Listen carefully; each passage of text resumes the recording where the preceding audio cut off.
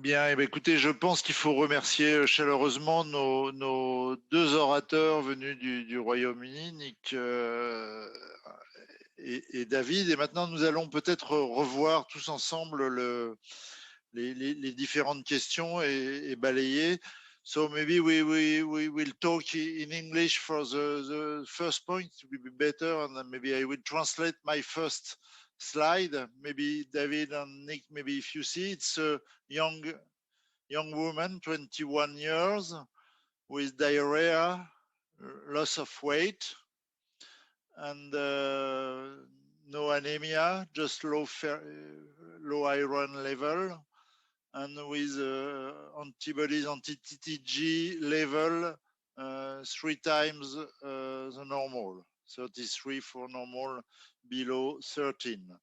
The biopsy, only 2 biopsy, no villus atrophy, colonoscopy normal. So what will you suggest for these young ladies? Diarrhea, loss weight, and positive anti-TTG. It's a common fact in my practice. Do again duodenal on bulb biopsies, anti-endomysial antibodies, HLA. You start gluten-free diet, or you prescribe just to antispasmodic and like IBS syndrome. So, David and Nick, what would you choose in that point?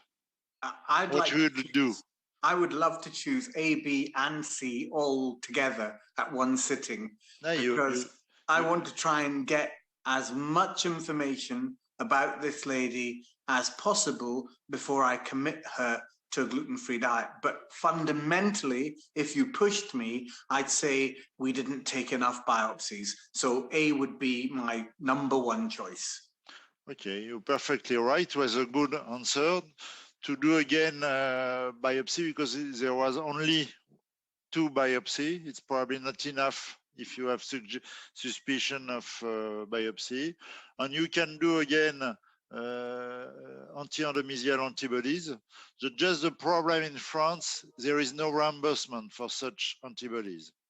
Right. Is it the case in UK? You have a reimbursement for both?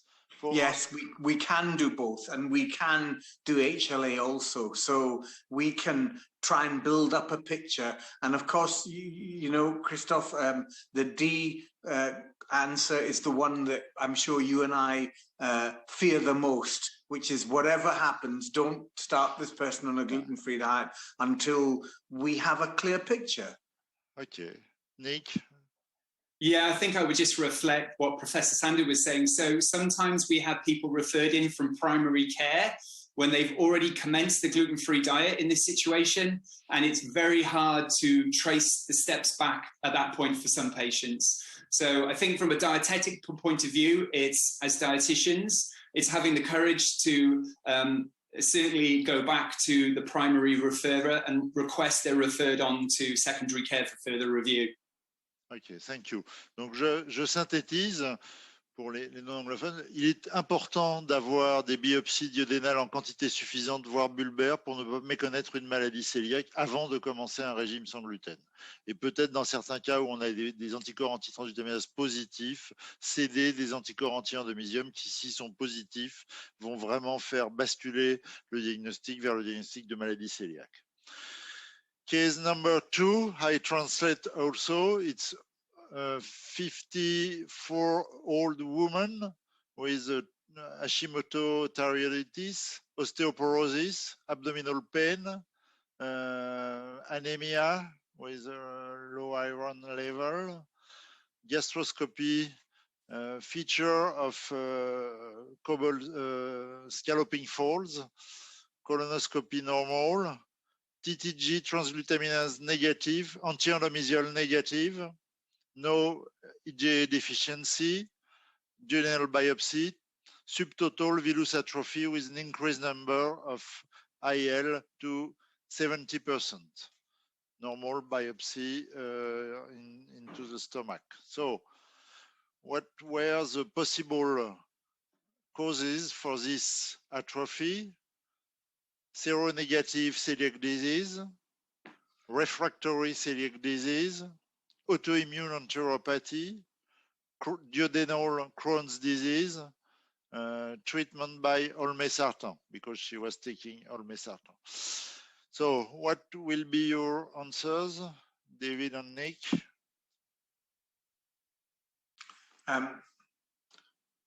Do you understand?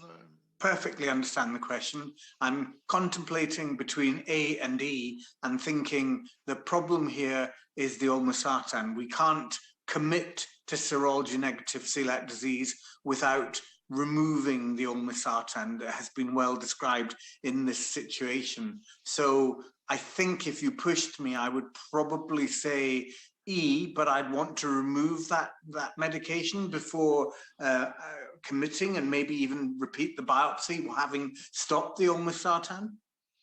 Yeah, for sure, you're probably right. And there is different possibilities in such, but olmesartan was the good point, because it was one of the cause of villus atrophy mimicking celiac disease, and specifically in patients with past history of autoimmune disease like this woman. But you may have such also seronegative celiac disease. It's possible. It's 5 to 10% in my experience. What is your opinion on that, David? I completely agree with you, Christophe.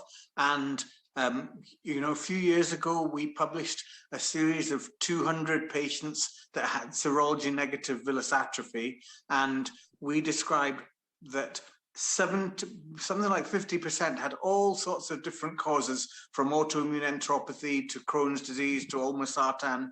30% had celiac disease or negative celiac disease, and then another 20%, when we followed them up with time, the histological changes disappeared without even trying a gluten-free diet. So we have to be very careful with serology negative villus atrophy. We have to carefully work through these patients, not commence them on a gluten-free diet until we are absolutely sure. And I agree totally with you that about 5 to 10% of people presenting with celiac disease may have seronegative celiac disease.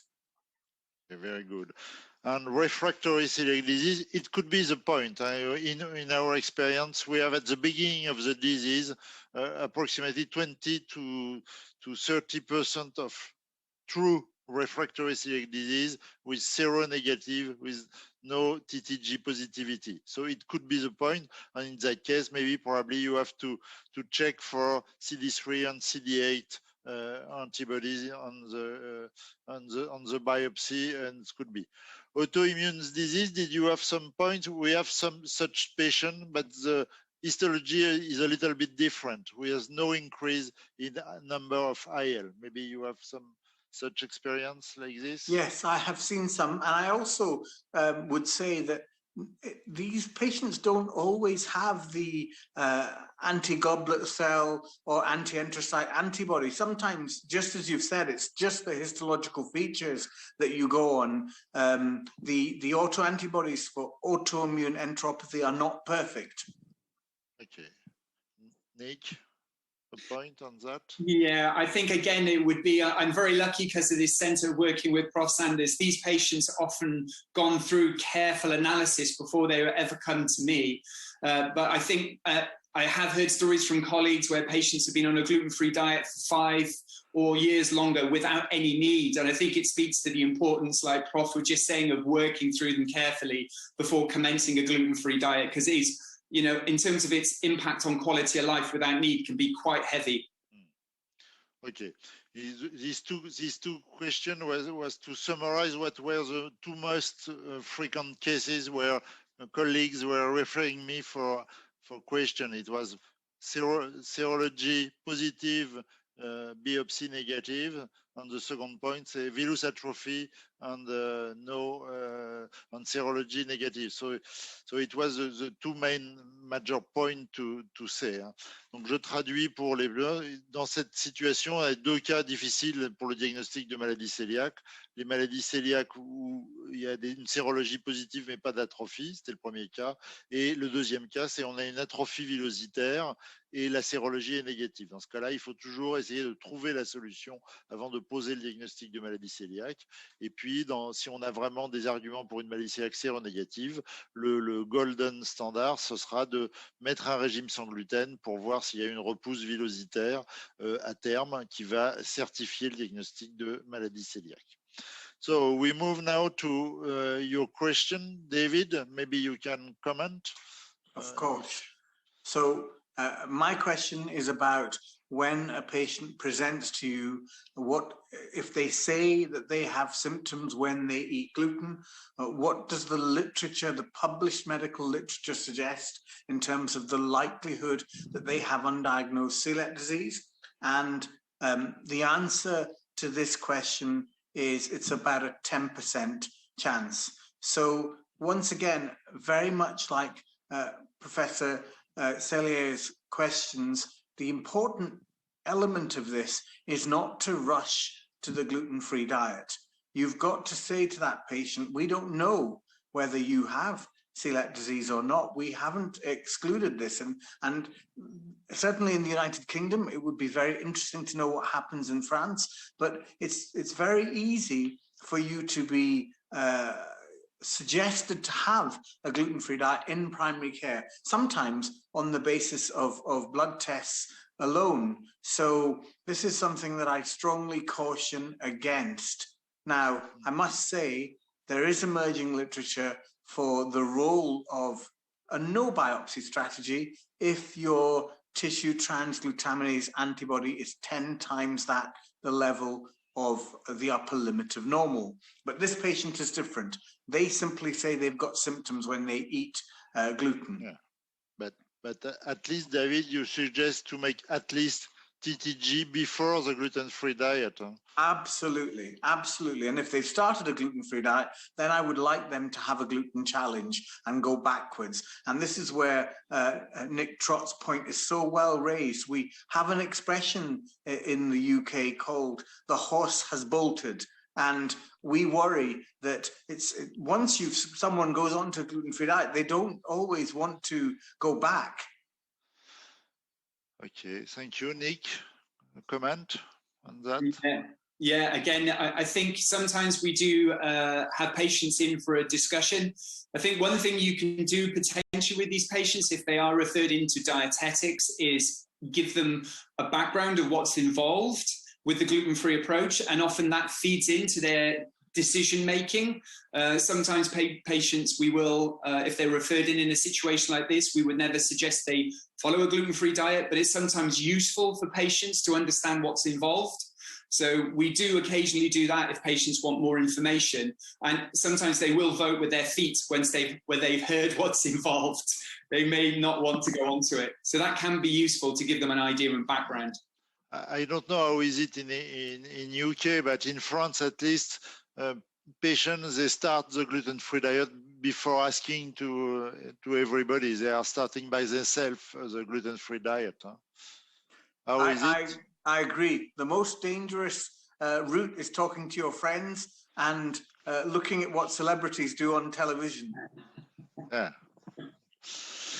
Ok, thank you. Donc le point important là sur cette diapositive, c'est qu'on peut avoir peut-être 10% de diagnostic de maladie cœliaque, mais c'est très important d'avoir le diagnostic préalable et d'au moins d'avoir des anticorps réalisés avant de commencer le régime sans gluten pour faire le bilan et puis rechercher éventuellement les complications de la maladie cœliaque et puis des maladies cœliaques dans la famille.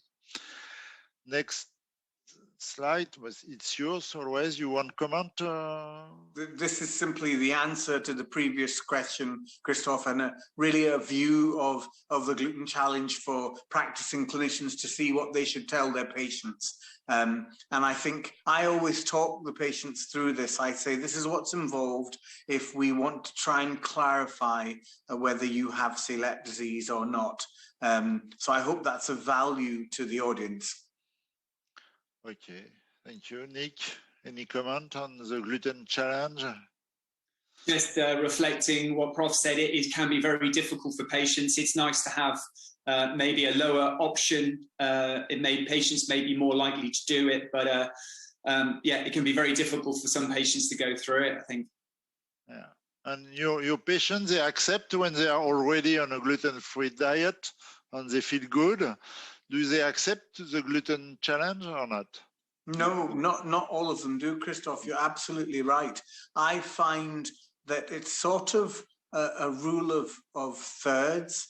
1/3 will say, no, I'm never going to do that. 2/3 will say, I'll try. And halfway through the process, half of them will call you up and say, I've been doing this now for a few days or a week, and it's too much for me. And under those circumstances, I usually try and bring them in as quickly as possible for their endoscopy. And the last third will make it to the end. So in real clinical practice, it's very difficult for the patients.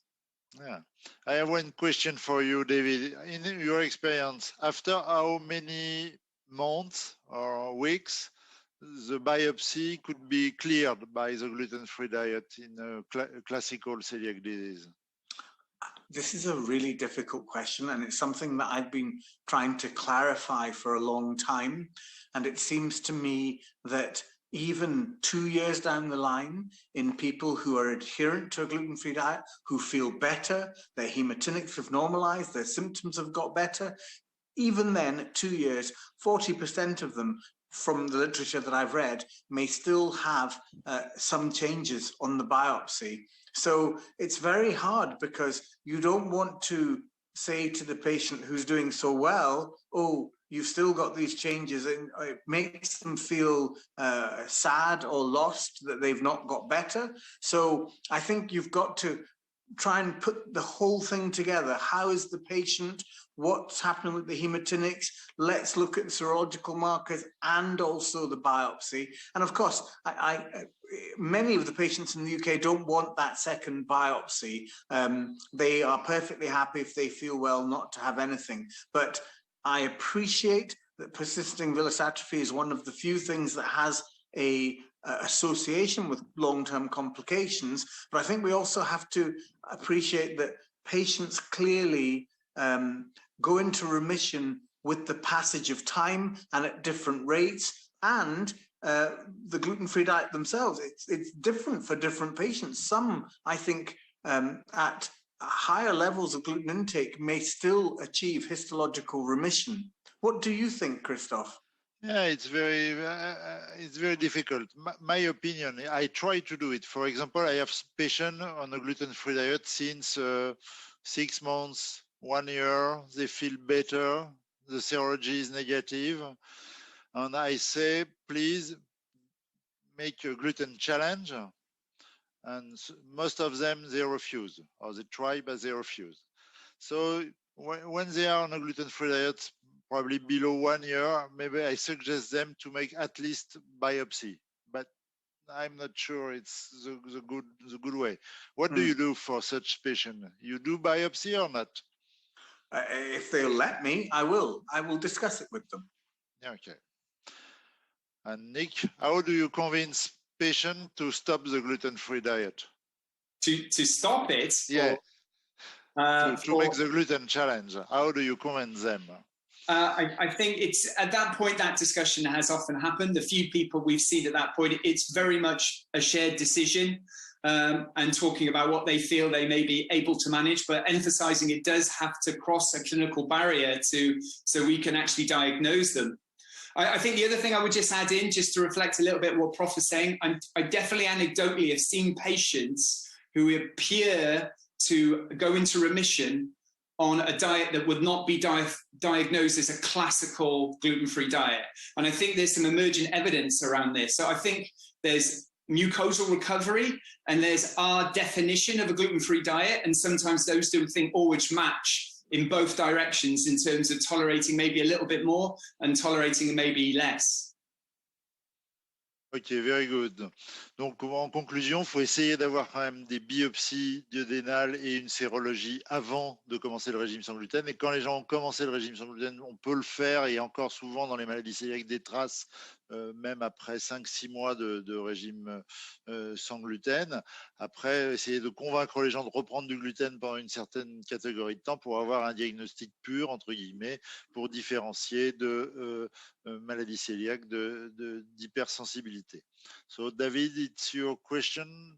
Yes, this is really what I would call an open-ended question. There isn't a right answer. There's my opinion, which is I certainly think that there has been historical evidence, which I hope I've presented to show you that non-celiac gluten sensitivity has been known about since the 1970s.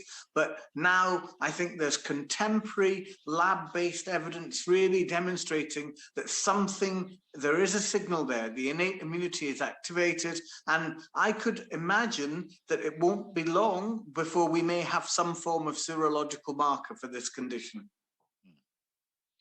What we need for non-celiac gluten sensitivity is a marker. I agree. What will do you have any idea which will be the marker?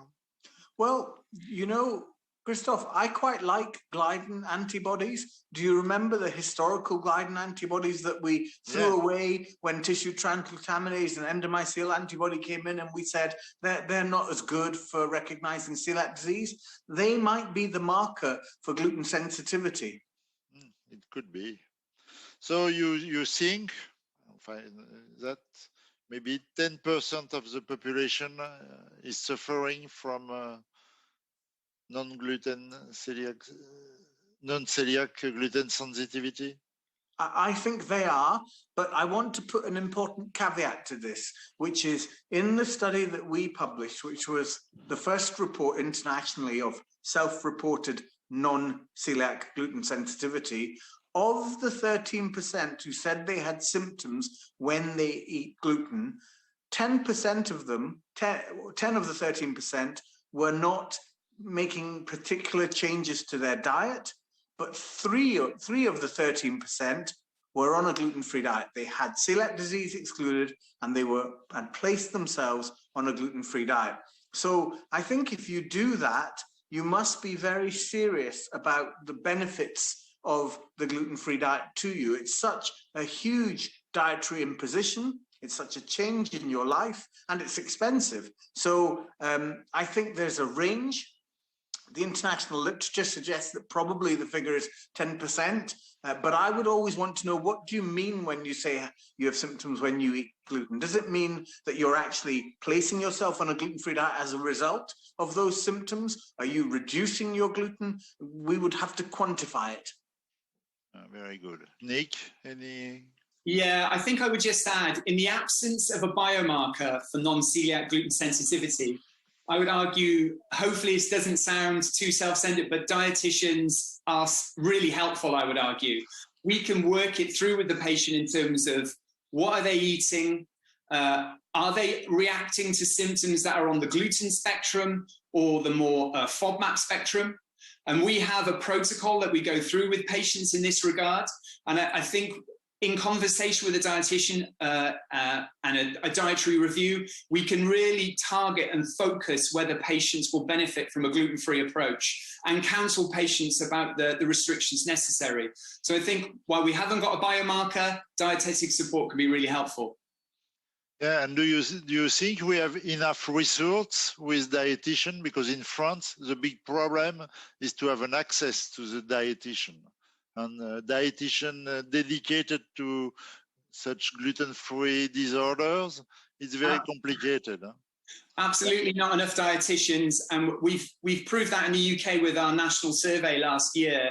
It is difficult, but I think there may be other ways of accessing that expert dietetic intervention in other ways in the future. Yeah. It's very, very difficult. Do you have any reimbursement in UK for the gluten-free diet? No, most centres, no. We used to, but it's changed since 2016. It's what we would describe as a postcode lottery. Some centres will get it, some areas won't. We have a few reimbursement I think it's 45 euros per month for the gluten-free products. And in UK, you have nothing for the moment. Nothing like that, no. Yeah, that's why you're rich.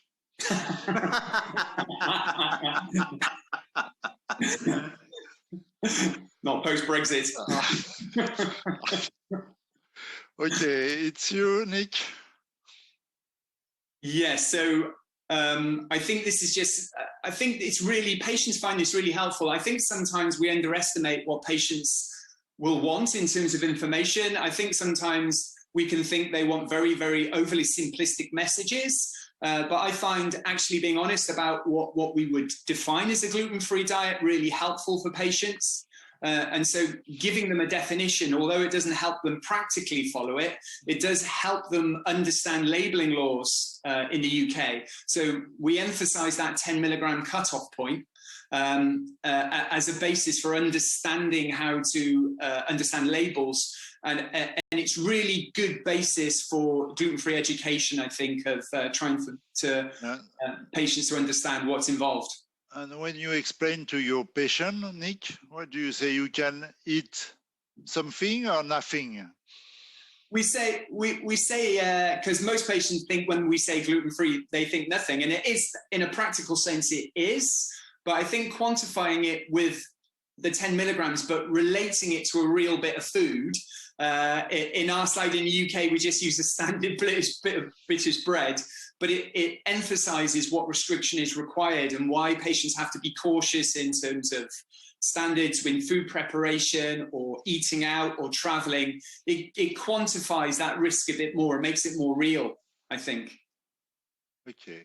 And Nick, do you use, or David also, the new urine or stool gliadin test for testing if there is any contamination in your patient? Do you use it? Nick, do you want to answer that, or shall I? You go for it, Prof.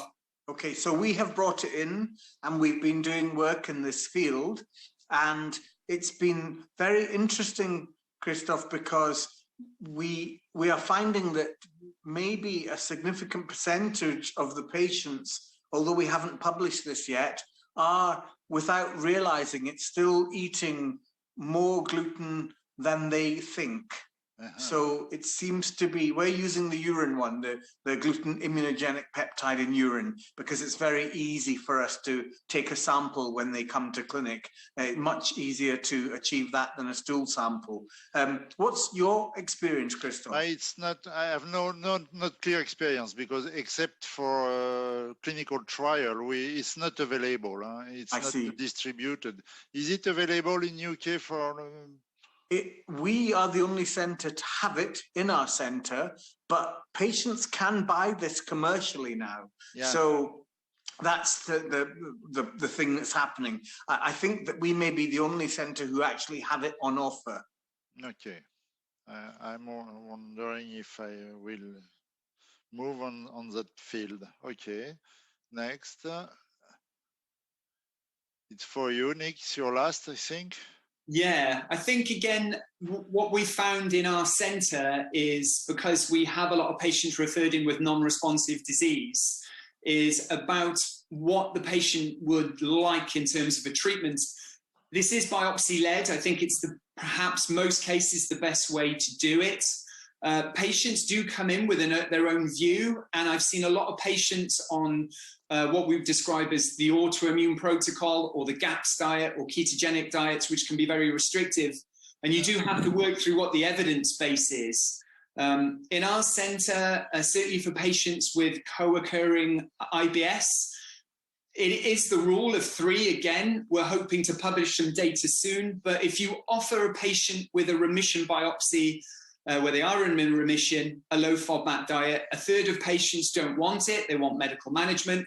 A third of patients won't respond to it. And about a third of patients do benefit from the approach. But it's not to be taken lightly. A dietitian, in my view, should be involved because it's quite a complex intervention. It's not something a patient can do from a diet sheet alone.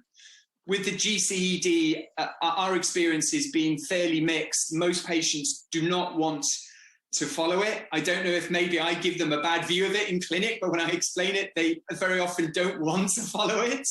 But we have had we have 1 or 2 patients benefit from it, but it has its uses, but I think just because of the complexity of it, you have to target it very specifically.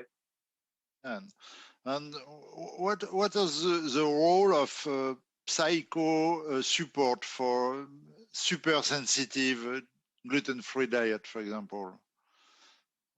Do you think that the gluten-free diet is good, but in super sensitive, your so-called patient, do you think that hypnotherapy or psychotherapy could be useful? I think I would take it back a little bit. I think what I would say is some patients do have hypervigilance to the gluten-free diet. I think the patients who would benefit from psycho-gastroenterology the most would be a wide range of celiac patients potentially, but particularly patients who have become hyper-vigilant to their food environment. And we know there's a validated questionnaire by our colleague Rosie Slatherly that you can use, the CD-FAB, that assesses that.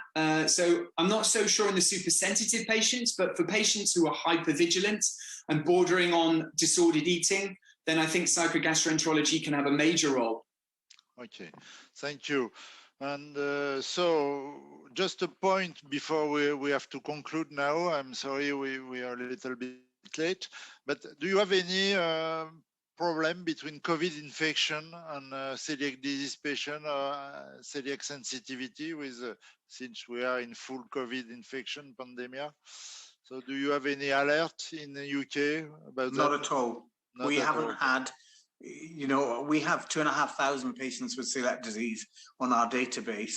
And although we have seen patients who have developed COVID and have celiac disease, we haven't had any evidence that they are at greater risk of infection or that they are more likely to get a severe infection. Obviously, the patients are very worried and they're calling in. The one group where I would say there is a caveat, and we've been doing shielding, are people who are on immunosuppressive therapies.